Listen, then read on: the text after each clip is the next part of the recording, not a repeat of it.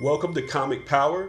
I am your host, Comic Killer 72. Welcome to Wicked Wednesday, where we discuss all the new comics that's coming out this week. Every Wednesday is like Christmas for us nerds because that's when the new comics come out. These are my recommendations for the best books to pick up on Wednesday. But here's some other information first. I'm having another graded comic sale over at my eBay where I have some 9.8 keys graded by CBCS 9.8 with auction bid prices starting at just 99 cents. One of them is Satellite Sam, a 9.8 that's signed by Matt Fraction. The other is a Black Panther #1 negative space variant. This is an extremely limited variant. It was only available at the artist's website. The bidding on Satellite Sam ends on August 17th, Thursday at 9:45 p.m. Eastern. The bidding on Black Panther ends on that same night at 9:55 p.m. Eastern. So if you're interested, get your bid in before then and see the links in the description. In other news, I'm just around the corner from 1,000 subscribers. Thank you to everyone who supports the channel. But for now, let's get into New Comic Day. That's what you came here for. And DC Comics is giving us Batman #29, and this is part 5 of the War of Jokes and Riddles. It's similar to Marvel's Civil War, except it's with villains. And the villains are either picking Team Joker or Team Riddler. The Joker is an anarchist. The Riddler is a fascist. So pick your poison. So of course Batman has his hands full. Tom King is writing a storyline for the ages in this. Next up is Dark Knight's Metal #1 of a 6-part miniseries. This reunites Scott Snyder and Greg Capullo one more time. This is a universe-spanning event that dips into the darkest corners of the DC universe. And you're going to get a ton of variant covers in this. One from Jim Lee and Andy Kubert and others. The print run on this is going to be astronomical, so don't pay too much on variants because they're not going to be as rare as you think they are. Batman butters the bread of DC's coffers, so you're going to see him in front and center. No matter how much Batman DC Comics gives fans, they want more, so they keep giving it to him. Is there any overexposure point for Batman? Apparently not. Next up is Sandman Special #1. This is going to be written and drawn in the style of Jack Kirby and his incarnation of the character from the 1970s. It promises to include an actual 1970s backup story. Jack Kirby is the creator or co-creator of nearly hundreds of characters from Marvel and DC, and he is worthy of all the praise he gets. R.I.P. Next up is Wonder Woman #28, and this is part 3 of Heart of the Amazon storyline. The writer Greg Rucka is stepping down to work on other projects, so stepping in is Shea Fontana, who's getting a promotion, so Wonder Woman will be written by a woman for the first time in a very long time. Wished her best of luck because the character is on fire since the successful movie, and Greg Rucka gave her a strong foundation. The Jenny Frizz and Cover B variants also continue, and the best description I can give is that they make Princess Diana look regal. She's a warrior princess goddess, and that's exactly what we see in images like this. Next up is Future Quest Showcase #1. These are the new adventures of Space Ghost and his team, and that same campy feel from the cartoon from back in the day. Next up, let's see what Marvel is up to, and that's going to be Star Wars #34. This current continuity is canon to the movies, and it explains what happened between New Hope and Empire. This issue is a team-up starring Lando and Sanastoros. Lando was very well known, played by Billy D. Williams in the movies, but Sanastoros is a new character who claims to be the estranged wife of Han Solo. She first appears in Star Wars #4 from 2015. It could be a key issue if she shows up in a live-action movie.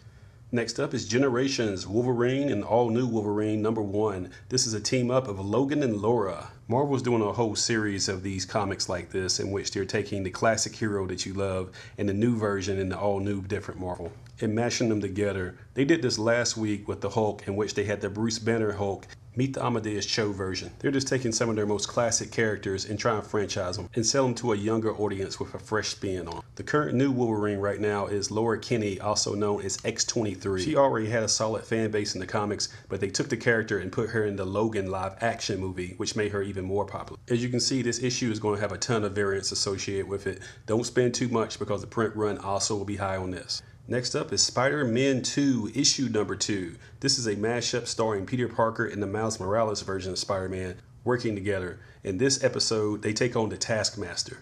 There also seems to be a second Miles Morales floating around there as well. The Miles was in his own universe called Ultimate Spider-Man.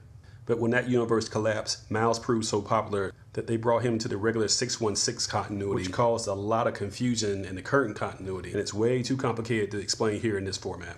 Oh yeah, and by the way, Spider-Man 2 #1 is going to a second printing, so you got a chance to pick it up if you missed the first printing. Speaking of second printings, there's Edge of the Venomverse #1, which is going to a second printing. I'm not really a fan because they're trying to do a forced mashup of the X-23 Wolverine with Venom. I believe the marketing team at Marvel and not the creators are giving us stuff like this. I call these cotton candy comics because they taste good, but they're not really filling and they're not good for you. But you eat it anyway. Next up is more love for Jack Kirby with True Believers Kirby 100 Captain America #1. This is a reprint of Tales of Suspense #63, which gives us the origin of Captain America, with a backup story of Iron Man taking on the Phantom. Next up is True Believers Kirby 100 The Eternals #1. Of all the stuff they could reprint, this one is really surprising because this property is not very well known. This could be the biggest Easter egg in the world out there because maybe Marvel is going to do something with the Eternals in Phase 4 in the movies in the future. They introduced the Kree and the Celestials in Guardians of the Galaxy. The Watchers popped up in Guardians 2. The Inhumans will be on a television show coming up soon. The Skrulls will first appear in Captain Marvel. So as Marvel goes deeper into its cosmic realm, you should see the Eternals eventually as well. Oh yeah, and as always, all of these True Believers reprints are only $1. Next up is our report on independent comics and small publishers.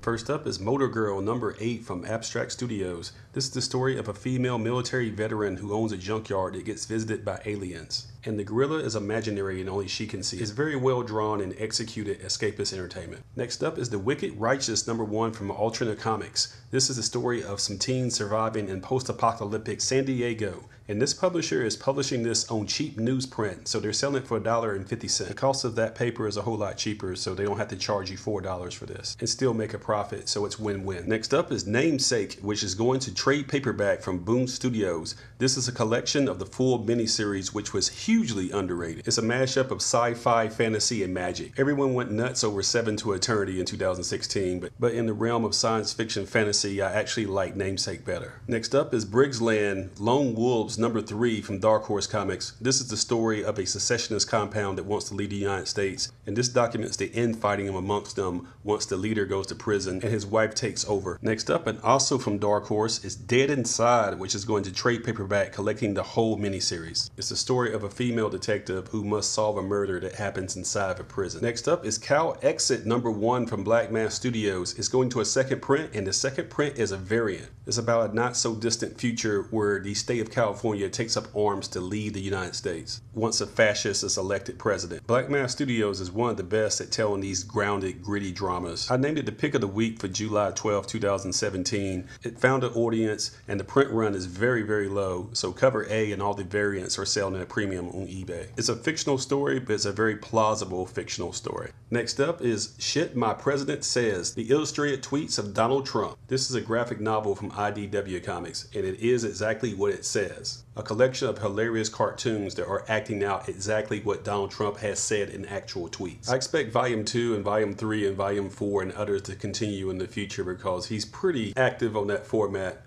I will refrain from any political messages and try to just keep it focused on comics, because if we get into politics, that's a whole different crazy animal that would take over and just get ugly, so we're not going to go there. But what is certain, pro and anti-Trump forces both love this book because it's sold out everywhere. Next up, let's see what Valiant is up to, and they're one of the most underrated comic book publishers out there. You should be reading at least one of their titles every month, which should include Secret Weapons #3 of a 4-part miniseries. In the Valiant universe, people born with special powers are called psiots. It's their version of mutants, and a former villain turned hero named Livewire must save some unexperienced psiots from danger. These young psiots have very oddball powers, like the guy on the cover here is called the Conjurer, and he can materialize anything out of thin air, but he has no control of his powers. He may ask for a gun and wind up having a teddy bear. There's a cover B version drawn by Afua Richardson, one of the few African-American female artists in comics. Remember that name because I'm going to come back to her later in this program. There's a very beautiful looking David Mack watercolor cover as well. That guy's on fire. I really love his work. If you're a fan of the 80s X-Men, then this is for you. Think of the Secret Weapons storyline sort of like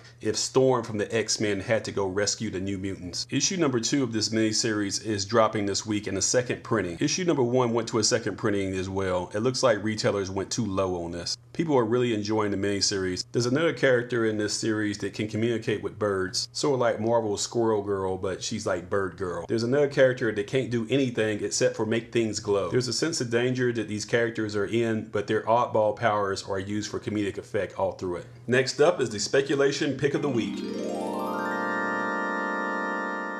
And that's going to be Divinity #0, also from Valiant Comics. My long-term subscribers know that I'm very high on this character. It's the story of a black Russian orphan cosmonaut. He goes on a secret mission in outer space in 1960 and returns about 55 years in the future with the powers of a god. And he's on some Dr. Manhattan type power level. That's what was documented in Divinity 1, which was released in 2015.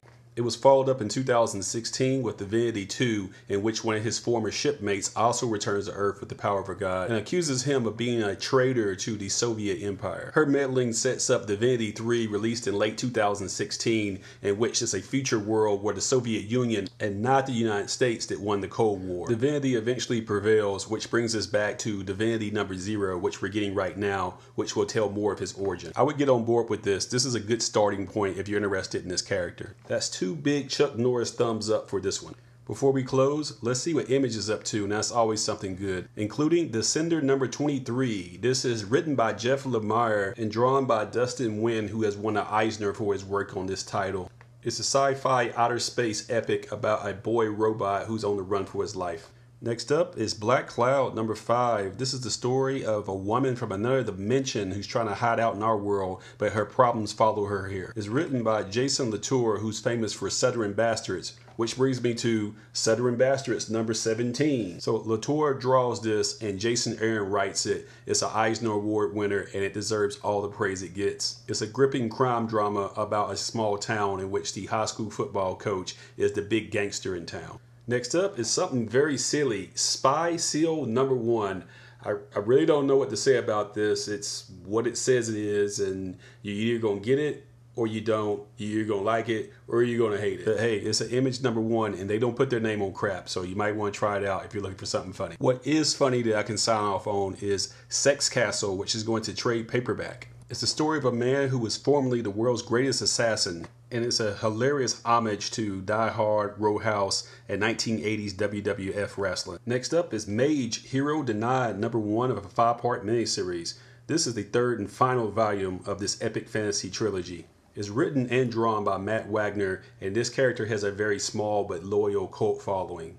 Next up is Genius Cartel #1 of a 5-part miniseries. It's the story of an African-American female teenager who took on the LAPD. Her name is Destiny, but they call her the Genius because she's a brilliant military tactician. Her first appearance is in Genius Pilot Season #1, which was drawn by Afua Richardson. See, you guys are paying attention. Afua was at the 2012 Heroes Con in Charlotte, North Carolina, autographing copies of Genius #1. She's not doing the art on this Genius follow-up, but there is a heavy hitter that's linked to this book with this Jonathan Hickman variant shown here. I'm very high on this character as well. I think it could translate very well to a Netflix series or something like that. And I got the perfect actress to play her, and that's going to be Amani Hakeem. She's best known as the daughter on the TV show Everybody Hates Chris, but she's all grown up now. Hollywood really needs to hire me for comic book properties being adapted into movies and TV. Your boy knows what he's talking about. You know the drill. Make sure you subscribe to this channel, give it a thumbs up, and share these videos on social media so others learn about comic power. That's about it for today. Thank you for watching Wicked Wednesday, where I review all the new comic books for a new comic day. Be sure to follow my blog at comicpower.net. On social media, follow me at facebook.com/comicpower.net and comicpower-universe.tumblr.com. And don't forget twitter.com/comicpowersub. I also sell comics on eBay at this link.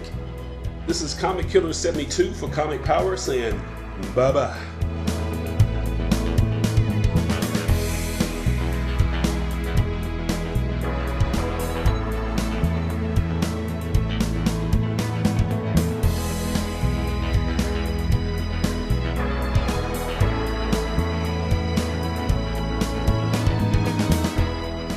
And don't forget to share this video, click on subscribe, give it a thumbs up, and tell everyone you know about this channel to help it grow. Thank you for your support.